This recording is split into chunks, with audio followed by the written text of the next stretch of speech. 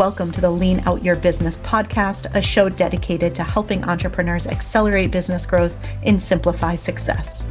I'm your host, Krista Grasso, and I've been working with businesses for more than 2 decades to help them lean out and optimize what's working while eliminating anything that's not adding value.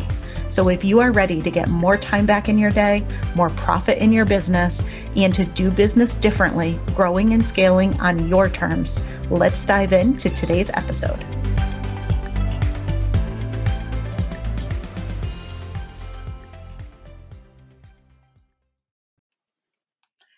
Hello, and welcome to another episode of the Lean Out Your Business podcast. Today, we are going to be talking about one of my favorite things on earth, which is systems and processes. So I'm super excited to have Marquis Murray with me today, and I'm going to tell you a little bit about him, and then we are going to dive into all of the good stuff.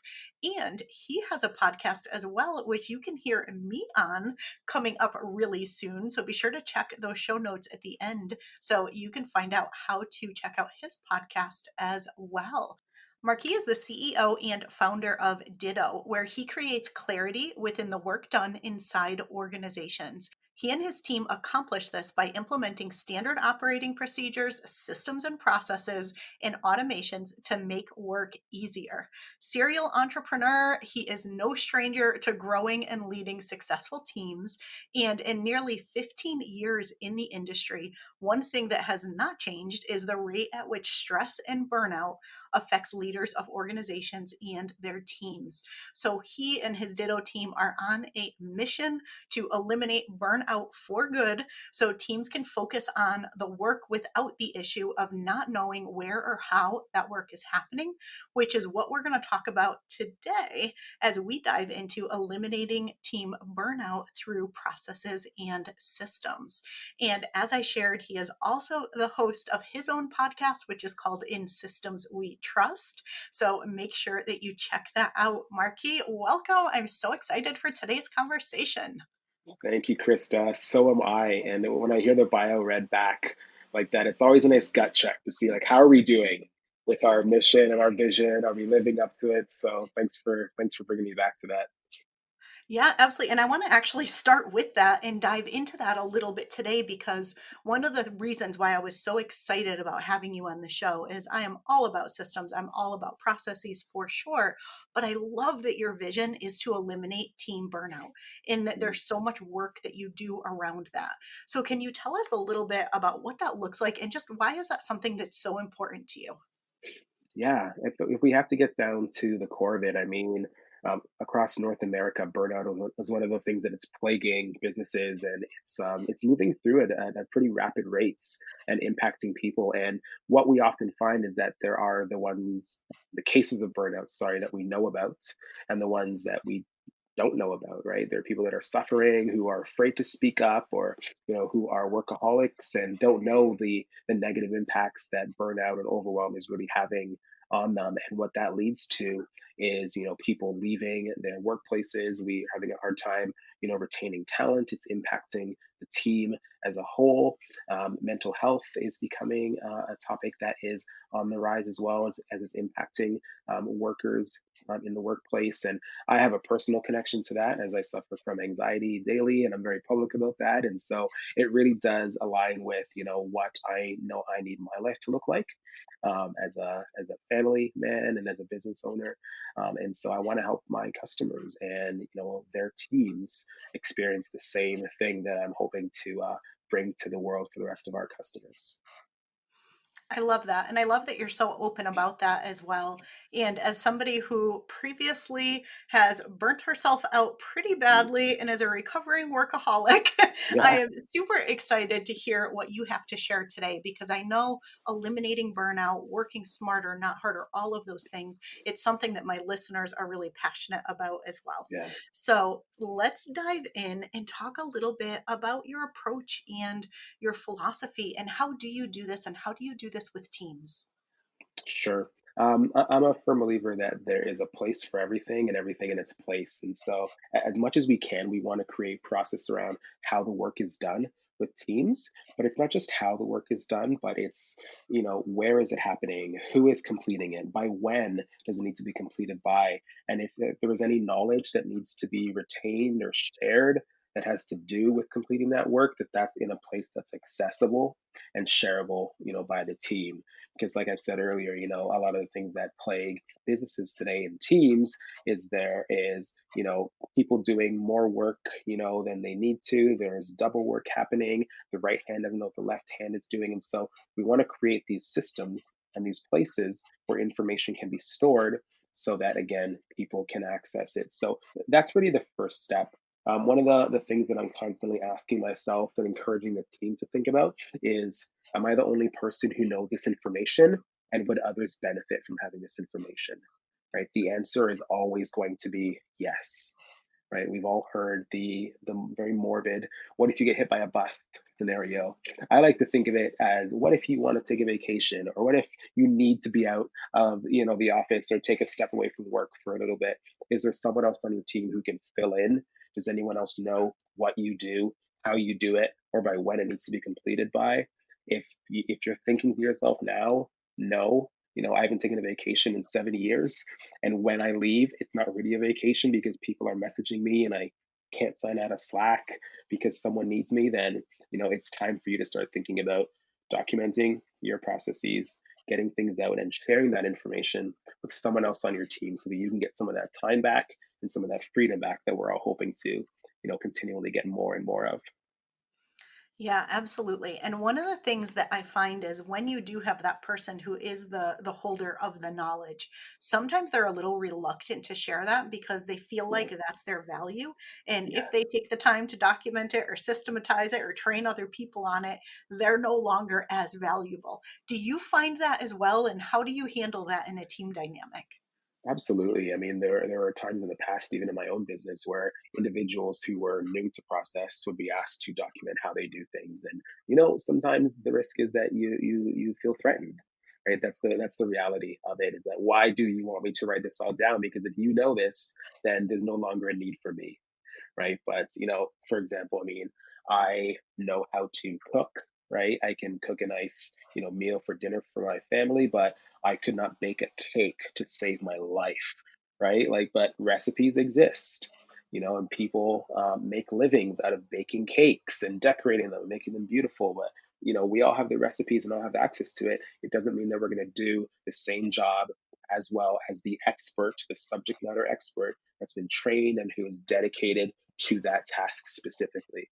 And so the advice to the team is, we're documenting how we work so that we can help others help us, really, is what it is. So we can free up our time. We can, again, create clarity around the work done inside of our organizations. That's what we're here to do at Ditto.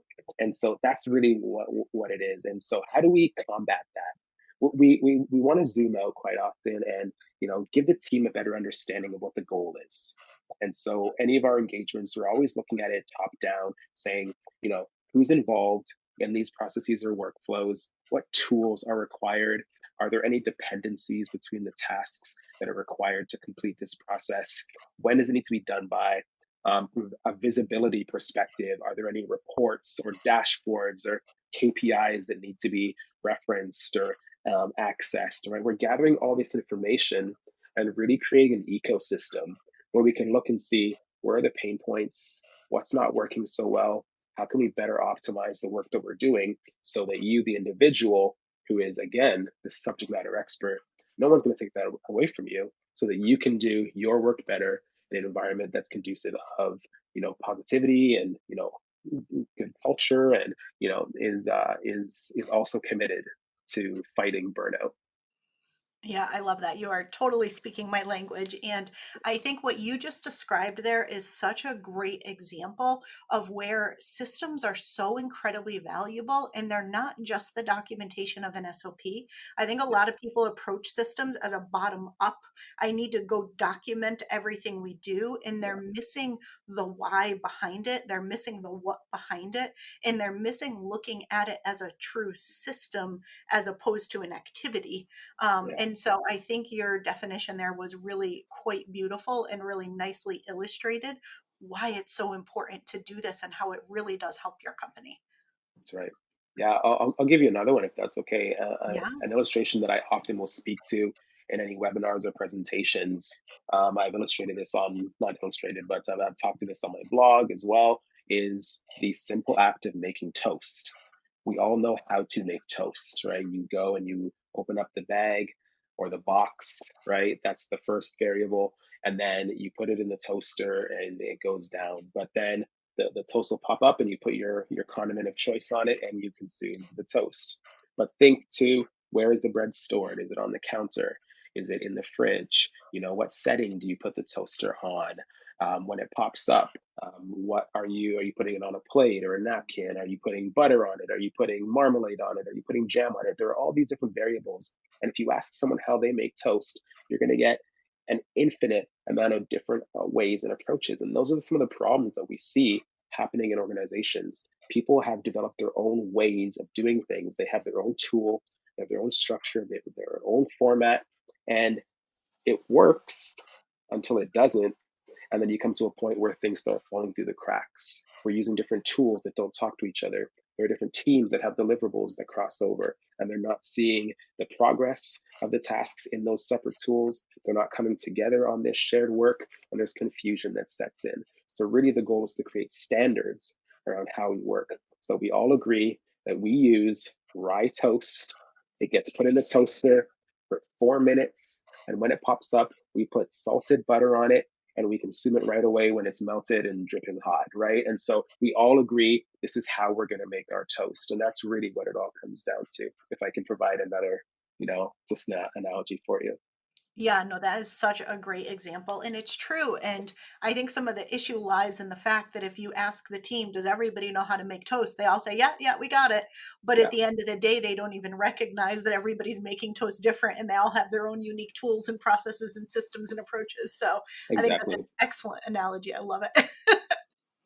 So, one of the things that you had touched on before, and I think is really true, right? Most people want to either get time back if they're working too much so they don't end up at a place of burnout, or they want to feel like they're investing the time they have in the most high value things so they have a sense of fulfillment and accomplishment.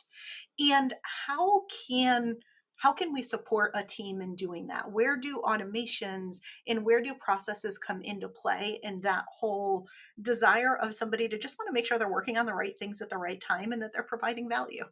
Sure. Yeah, great question. I can touch on automation only because that can be a whole other podcast in itself. Of course. And I say that because the the thought sometimes is that, we just jump to automation. We think, how can Zapier fix this? I want to work, smarter, not harder. So I just jump to automation right away. And we end up getting 6 steps ahead without thinking through everything we've discussed so far, the stuff, like all the variables, who's required, what times need to be delivered at. And we get ahead of ourselves and then things start to fall through the cracks. And we often don't know where this process fell apart. So I'm always a believer that we need to work through new tasks and processes and do them manually, not perfect them, but iterate upon them, right? And so we have a version of it, an MVP, if you will. And then as we work through it, we go through the process of systems improvement, right? We work with our teams, we gather feedback, we talk to our customers or our users, and we see what's working and what's not. And we start to slowly implement those changes. And so that's what I'll say about automation. But from a perspective where, you can start to work a bit smarter and have tools, kind of work for you. I follow a 4D time management framework.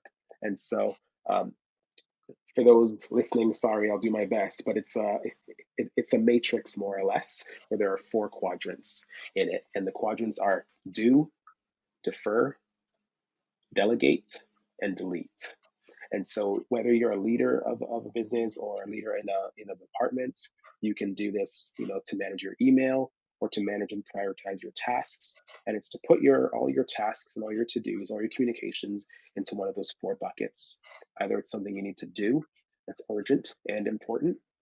It's something you can defer that's important but not urgent. It's something you can delegate that is urgent but not important. that someone else can help you to do, right? Or someone's better at doing it than you. And there's those things you can delete, those things that, are taking up a lot of your time and aren't providing value. They're not moving the project ahead. They're not moving your self-development ahead. They're not moving your business ahead. And so those are things you need to really get off of your plate as soon as possible so that you can focus on really and truly those things that are going to bring value and bring, the most movement to whatever it is that you're working on.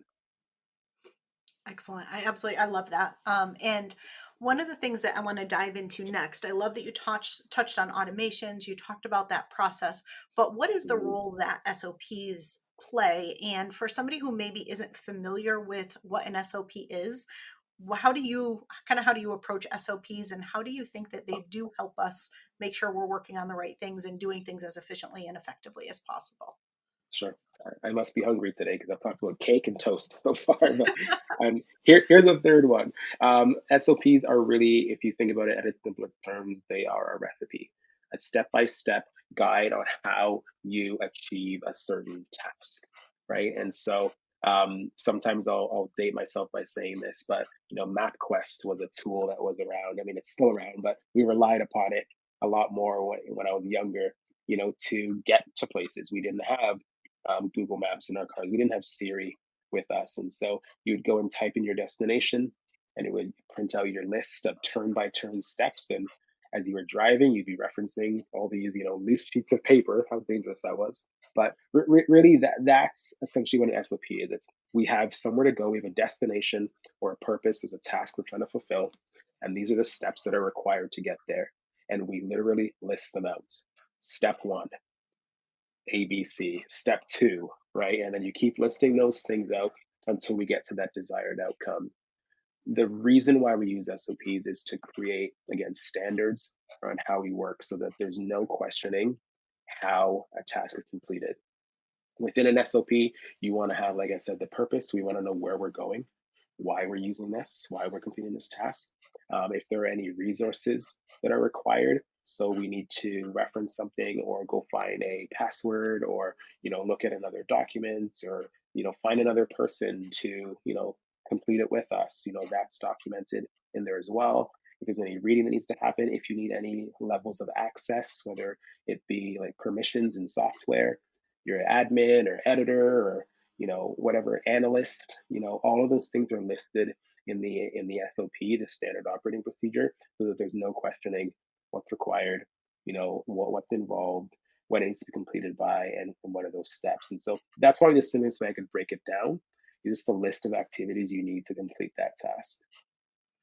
Yeah, that's a really great explanation. And I love that you did get into the real meat of it, right? What does it take to truly be successful? It's not just the step by step, which is important, but it's also who do you need? What do you need? And Yeah, what does success look like? And so I yeah, love that yeah. example as well. There are so many cases even in our team right now where we see in Asana, which is our project management tool, or Slack, someone's asking a question of how to do something, and anytime that comes up, everyone knows now, hey, here's the SOP for that, here's the SOP, and we're linking them back to where that document lives, right? And so that's even another thing.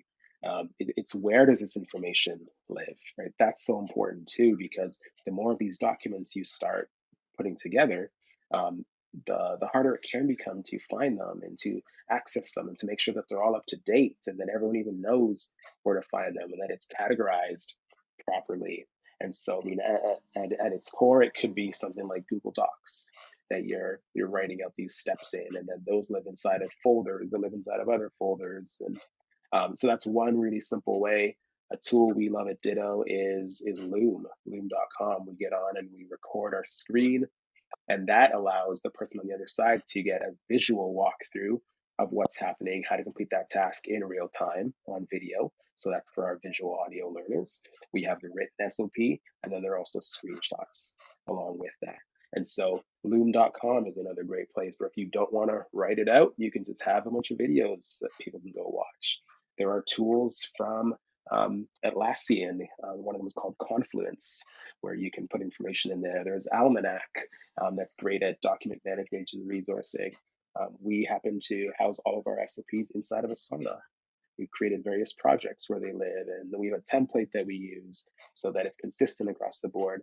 And that's what we roll out for our customers as well. So, um, and again, it doesn't really matter what tool you use as long as you all agree this is the tool we're going to use and this is how we're going to use it. So I just thought I'd throw that in there because I think it's helpful to understand it's not just about documenting it, it's also about the management of those documents, keep everything nice and clean and polished for years to come.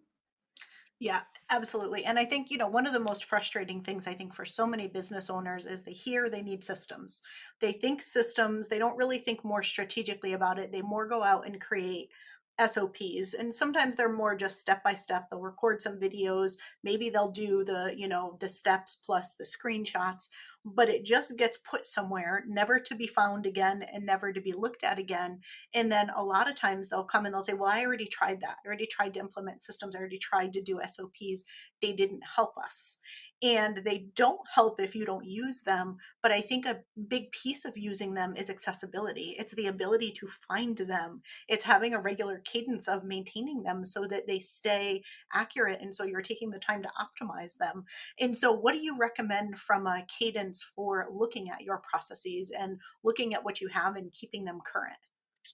Great question. Yeah, this comes up a lot. And one thing I'll say is that it's process improvement, right? Not process completed. And so we're always iterating, we're always changing, we're always, needing to keep trying and keep going until it gets to the point where it does start to work for us. So there's that consistency.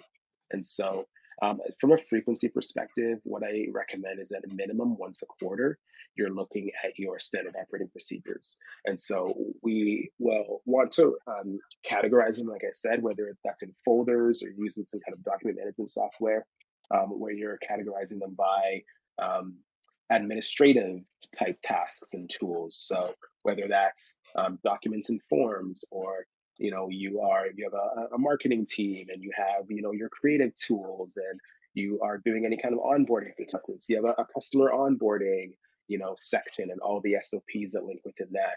You're going through those at least once a quarter and making updates and improvements to them as a whole. Now, depending on how many you have, that can be a really daunting task, and it can sometimes take that entire quarter to get through them before it's time to revisit and start all over again. And so, what I'll often say is that as you're going through any of these tasks, you're going through and you're delivering your projects. This is more in the project management side, but any project managers or systems people will understand that as you complete a project, you're doing some kind of retrospective.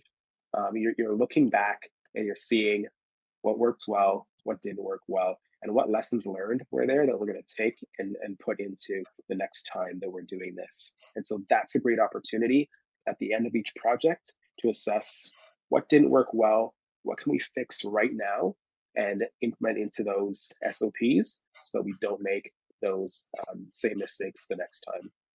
And so again, Yeah. minimum once a quarter, we have our retrospectives, and then at least twice a year, we're looking at our business processes as a whole, right? So how do we onboard our customers? How do we like what does our sales process look like?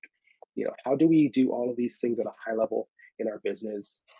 Is this the time to automate now? Because we've done it manually for so long, we've got it perfected. Can we add in some software to help us out? So that's another thing that I'll throw in there for you. Yeah, absolutely. Brilliant. And now tell us a little bit about Ditto. What is Jim. Ditto? How does it fit into this whole equation? And what do you do and how do you help your customers? Yeah, Ditto is a systems improvement consultancy, and so we help our customers by helping them create clarity around the work that's done. So we help them to document their standard operating procedures. If there are no workflows or if there's no process around how things are done, we come in, we help to create that. And the example I gave earlier was, you have different teams and different people that are doing things differently. We work with the teams to create standards around how they work. On top of that, we integrate and implement new software if software is needed.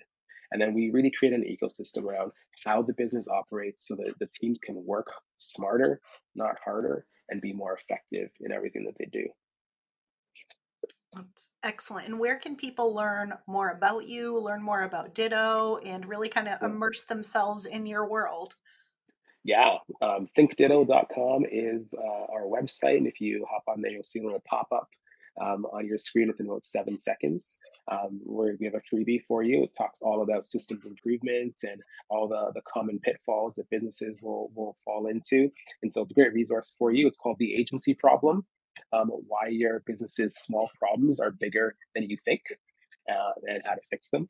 I have my podcast, like you said, In Systems We Trust. And apart from LinkedIn, where I'm at all the time, I spend a lot of time on YouTube as well. I have a channel around Asana, where I create content for them and talk about project management and process improvements as well.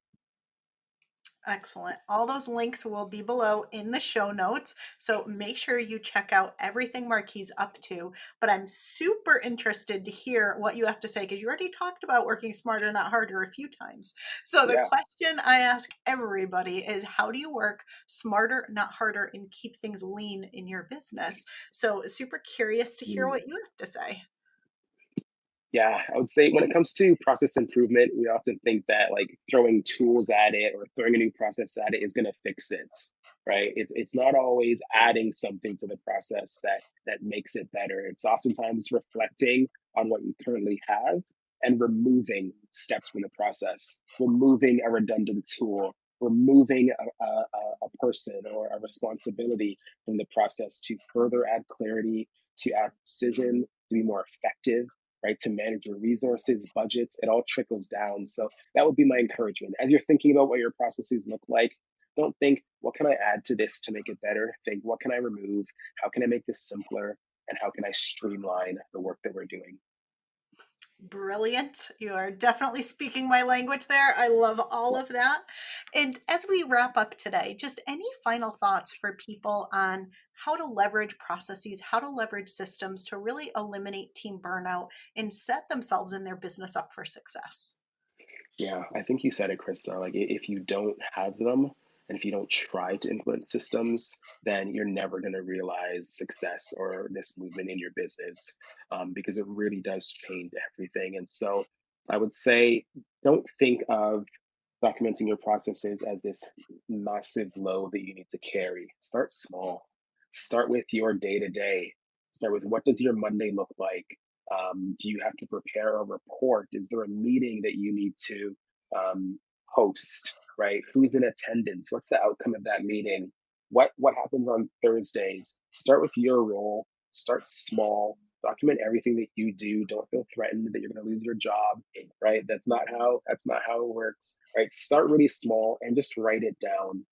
Write it down in your preferred space or get on Loom. And as you're working through those really common tasks, document it in a Loom video recording so that, you can either pass it off to someone else or eventually when you have a knowledge repository, you can house that in some place. So I would say just break it down, start really small, start with your day to day, what you do, and then start to branch out. Who do I need to bring into this to complete this task? What do they need? What dependencies are there between us? But just focus on you, start really small, and have it grow from there. Brilliant. I love it. Thank you so much. I hope you all got as much value out of this discussion as I did. Marquis, I love all the work that you're doing. Everyone, be sure to check him out in the links in the show notes, and we will see you again next week. Thanks so much, Krista. This was fun.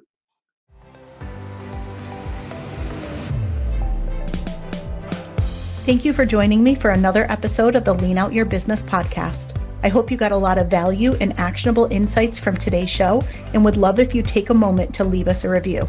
If you have any questions on today's episode or on how to lean out your business, join us over in our private Facebook community where every week we do live training and Q&A, and I'd love to have you be part of the conversation. Head to leanoutmethod.com/group to join us. And before you go, be sure to subscribe to the show so you're the first to know when we release a new episode. We'll see you next week.